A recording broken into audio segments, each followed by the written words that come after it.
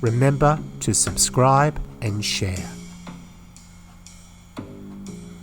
In today's podcast, I'm joined by Donna De Palma, a seasoned actor with over 35 years in theatre, film and TV under her belt. Donna will be performing a self-penned piece at the Melbourne Fringe 2024 called Ever Forever, the solo work inspired by her past experiences with an abusive and codependent relationship. So, let's dive into Donna's journey and the story behind her latest work.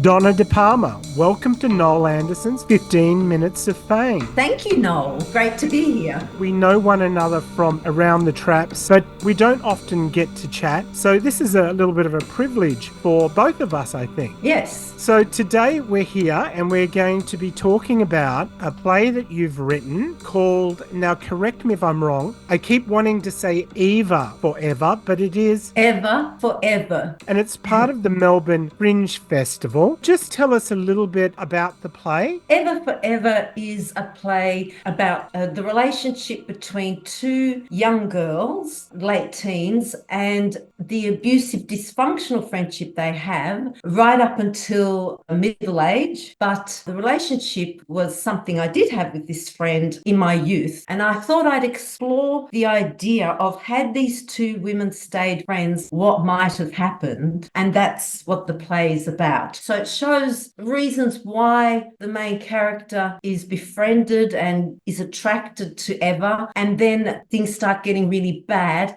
how to get out of that, because people become codependent and find it very hard to leave such a relationship. And then there's a little bit more of a mystery, just because. Just because mysteries are good things, hey? Yeah.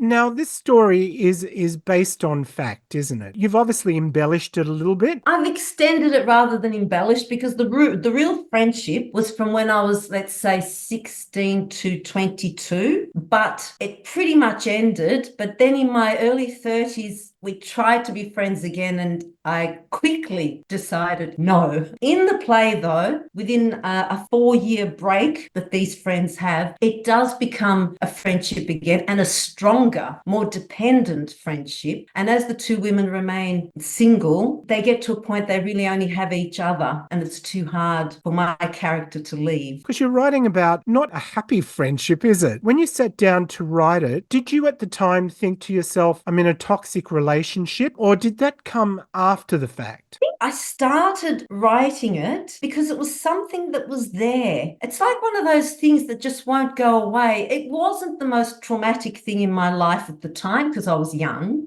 So when I started writing it, I actually started thinking of just being in a situation that you can't get out of. How do I get out? That was the initial sort of feeling and reason. And then it moved on to explaining some of the good times and why it was worth, it seemed, to stay in that relationship. But still that trapped feeling is what I was exploring. Donna, why do people stay in what is a toxic relationship? Fear of losing the friend, a fear of losing everything they once shared, because often they do share some very strong and happy and powerful moments, and they're not willing to let that go. And so even if there's violence, often there's a fear of losing the friendship and a fear of being alone, that even the toxic situation they're in that they've become used to, there's a fear of letting that go and being alone. Does that bother you now, still today? Are you frightened of being alone today? No. Do you think maybe writing this piece, do you think that exercised that from you? It probably made me realize that I wasn't in a situation that was as bad as what I've explored, because as a young woman, I remember I found her more interesting than myself, far more exciting than me. And I guess I wanted that. I came from a sheltered childhood. She brought me out of that. I experienced life, so to speak, naughtiness, doing bad, some little minor, silly things, and enjoying that, and probably not being able to do that on my own. And so that was one of the things I guess I didn't want to lose when I was younger. But as I grew up a bit and spent 2 years on my own traveling, I certainly didn't feel I needed any of that anymore. When you look back on the relationship now, like you said, it's a toxic relationship and it was dysfunctional, but how would you define that? I guess I would define it as a strong friendship that someone that isn't very experienced might want to not see the bad side, sort of like turn a blind eye. I sort of see it in a naive friendship where you don't really want to face that it is what it is. So that was the other side of it. I wanted to help her, and I thought I was the one helping her to realize I couldn't help her because I think there was also some mental health issues. Back then, someone was quirky or someone was a bit odd. We wouldn't really look at the mental health. When you sat down to write the piece, what sort of challenges did you have in putting your story essentially down on paper? Was it a difficult thing to do? I did find it difficult because some of the things I didn't want to mention really. I wanted it to be more not based on truth, because it's confronting and got a bit shy. But then I found I started writing a lot I got rid of course, about how bad it was. And lovely dramaturg helped me get rid of that. Say what you're trying to say. I wasn't aware of her mental health when I was young. So I wrote too much about her and not me. So yeah, then it wasn't balanced. So I had to sort of stop describing and saying her, and it had to be me. And the title Ever Forever is because she just won't go.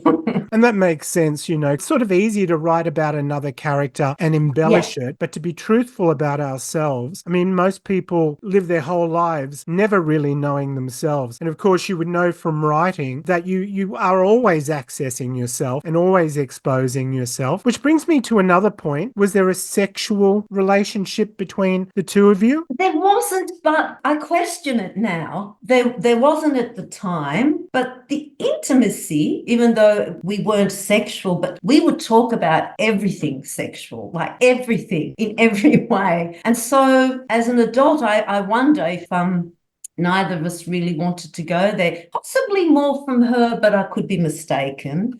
I didn't feel desire for her, but, I don't know. Do you know what I mean? You can be so intimate sometimes that you can stand back and question, was that sexual attraction? I think when you're younger, it's very hard to define sexual attraction, isn't it? Because I can certainly recall times in my youth where I've been very intimate in what I've got to say. I've always been a little bit like that anyway. But, sometimes I guess you don't take that extra step because you're frightened of being rejected. As we get older, if we're rejected, we bounce over it a little better. Still try and ease it up a little bit so it doesn't hurt too much. But I think when you're younger, that fear of rejection would probably keep you from taking that extra step, towards someone. Yeah, and I think also because I already sensed the relationship, wasn't right, or her mind wasn't right to some extent, I don't think I would have allowed myself to be sexual with a person like that because it could be too damaging. And I think I sensed that. Was there a moment when you were writing it that you sort of thought maybe I could make this a relationship piece, or was that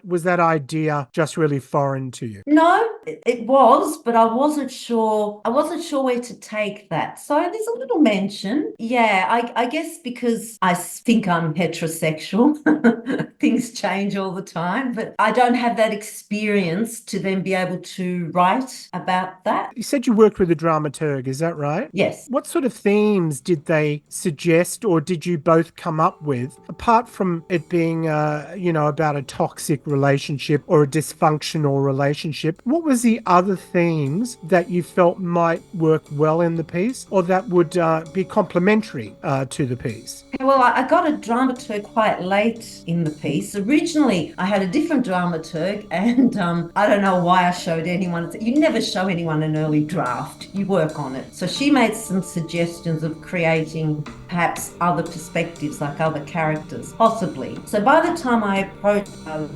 her, well, she just said, edit. And then she tried to help me shape it, bringing in not so much new ideas, but different ways of perhaps expressing what I was trying to express. But she understood it quickly, which was great for me, and just tried to make me understand that sometimes you have to be really concise, and that stops you repeating in a something very similar. But theme-wise, I think one of the things she did pick up was that earlier on, I didn't show any, I don't know, it's a spoiler. That within, like a friendship like that, if you were, to lose them, you grieve as well. I'm not quite sure what you meant by that, but Oh, we'll that's continue. good. We'll continue on. Now, I've got some facts for you here. I just want to know what you think of this. 20% of people under 18 years are experiencing bullying in Australia today. I think it's terrible. And what I think is terrible is that, we're supposed to understand that this is happening, and yet not enough is done to stop it happening. And I think that's terribly sad. And I still feel quite strongly that bullying is still very acceptable. It's accepted. I think to some extent, young people need to be taught it's not acceptable. And I understand why people won't stand up to it. It causes so much trouble. People don't want trouble. But young people, there should be much, much more help. And of course, social media today has made bullying just so common, hasn't it? Now, here's something I read, which I want your reaction to as well. And it's really surprising. Witnesses are present in over 85% of bullying cases in Australia. Witnesses, you mean that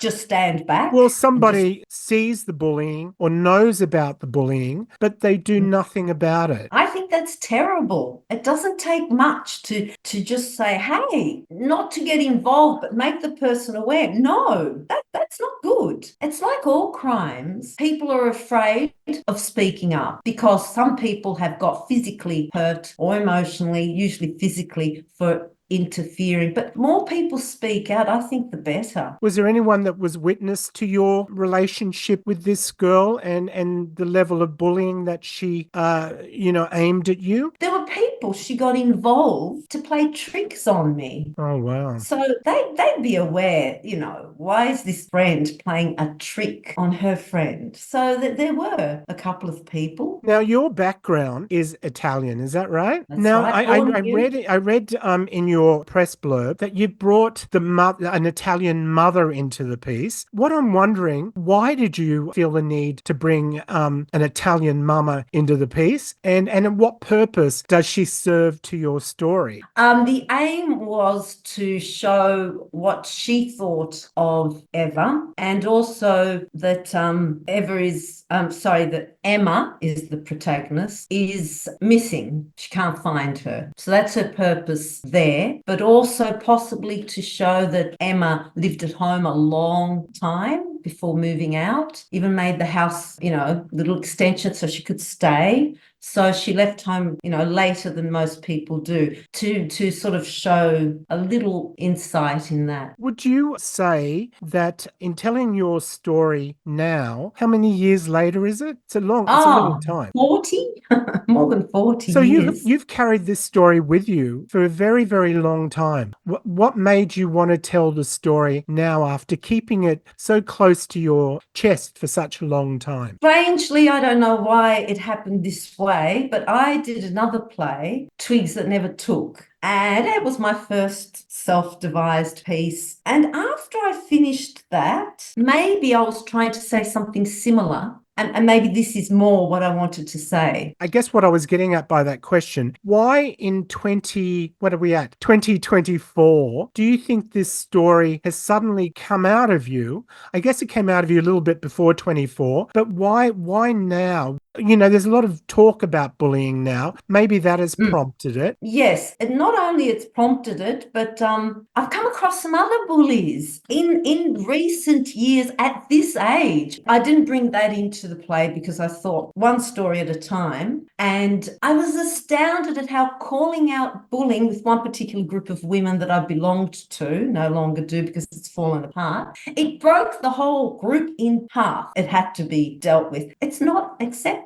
And so that further made me think back, thinking, gosh, I used to put up with that. I used to think that person's just like that. Be a nice person. You're their friend. You can put up with it. you can handle it. And so that, I think that triggered me also looking back thinking, gosh, I would have tolerated that once. Now you've got a voice, I suppose, and you're acting, by acting and writing, you can now not only almost have like an exorcism of the event for yourself, you can also educate somebody else. And your theatre background is in theatre and education as well. Yeah, I guess the education is part of what you're trying to achieve here. In the press release, you said you leave the conclusion as to what actually happened unanswered. I'm wondering why you decided to do that rather than clearly let the audience know, I guess, the event that caused the major bullying. No, the actual I didn't know how to phrase it. Perhaps things develop and then something happens, possibly as a result.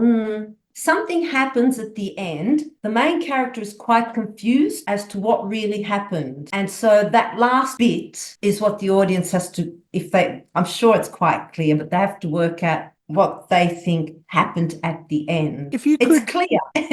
Okay. All these years of this friendship going wrong, where could it go? Something happens and confusion is created in the protagonist's head. She's questioning her whole life for the first time. She's questioning her friendship, her sanity, her own sanity, and something that's happened, and she's questioning what really happened. But the audience will know, I think. If you could talk to your friend who you no longer speak to now, and she was in the same room as you, what would you want to tell her about the reason for writing this play, and what would you like to relay to her as a friend? I think I'd like to say to her that she was a good friend.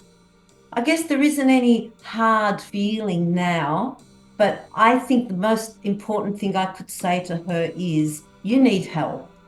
Because she needed help back then. It was picked up at school, but she refused and possibly still refuses, but now she's possibly really unwell. But that's what I would say to her, that, we did have fun, but what she did wasn't right, and I think she needs help. And what would you say to a young kid today who was being bullied at school? What would you tell them to do? I'd tell them they need to speak to their parents and they need to let the teachers know, and that they need not be silent about it, that they need to express what they're feeling and how they're feeling, and they need to let adults around them know what's happening to them and get help. Donna, now's the time where you get to plug the play. Over to you. Ever Forever is on from October 7th to October 13th at 6 p.m. at the Motley Bauhaus, 188 Elgin Street, Carlton. So you can go to dinner after. And it's part of Melbourne Fringe Festival. And come! Yes, definitely go and have a look at it.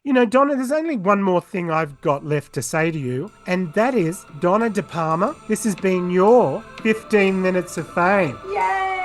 Thank you, Noel. Well, we got there, Donna. We got there. If you enjoyed this podcast, Noel Anderson's 15 Minutes of Fame, remember to subscribe and share.